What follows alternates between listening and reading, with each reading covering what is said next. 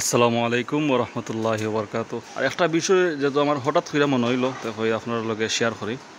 তো আপনারা একটু খেয়াল কইরা দেখবা যে নাস্তিক হল তারা কিন্তু গরু জবাই বিরুদ্ধে এবং তার পাশাপাশি যারা ইন্ডিয়ান কিছু উগ্রপন্থী কিছু রাজনৈতিক দল আছে তারাও কিন্তু এটার বিরুদ্ধে। তবে আল্লাহর একটা নিয়ামত দেখুকা এবং তার পাশাপাশি আপনারা একটা বিষয় দেখুকা যে বিষয়টা হইল গিয়া যে ইটেই জিনিসগুলা কিন্তু আমরা হালাল খাবার, যে গরু আল্লাহ রাসূল সাল্লাল্লাহু আলাইহি সাল্লাম এবং তার পাশাপাশি আল্লাহ রাব্বুল আলামিন স্পষ্ট আমরা এই খাবারগুলা কিন্তু হালাল করিয়া দিয়েছেন। কিন্তু কুত্তা যেটা কুকুর যেটা এটা কিন্তু আমরা মুসলমান যারা আছেন তার লাগে কিন্তু এটা আমরা হারাম করিয়া দিয়েছেন। কিন্তু আপনার দেখবা 6 মাস বা 1 বছর পরে একটা কুকুরে কিন্তু আপনার 4টা বা 5টা 6টা কিন্তু বাচ্চা দেয়।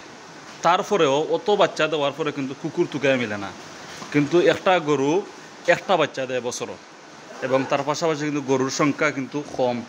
তারপরেও আল্লাহ রাব্বুল আলামিনে আমরা যে কুরবানির যে সময় আসে, যে আত্মত্যাগ যেটা এই সময় আসে, এই সময় মানুষের যারা ধনী যারা ব্যক্তি আছেন তারা সময় ওয়াজিব করা হয়, তখনকার সময় কিন্তু গরু অটাল মিলে।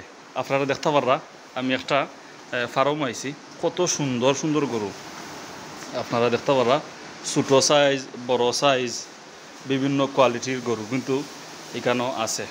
তো আপনারা দেখতে পারা কত বড় গরু। শুকরিয়া আল্লাহ দরবারও যে হালাল খাবারগুলা কিন্তু কম কিন্তু দুনিয়াতে তারপরেও মানুষের চৌকো বেশি থাকে, সুবহানাল্লাহ। কিন্তু কুকুর আপনারা দেখবা বছর 6টা দিলেও কিন্তু তুকে মিলে না। আশা করি ভিউয়ার্স আপনারা ভালো থাকবা। আমরা এখন বিদায় নিম ইনশাআল্লাহ তাআলা।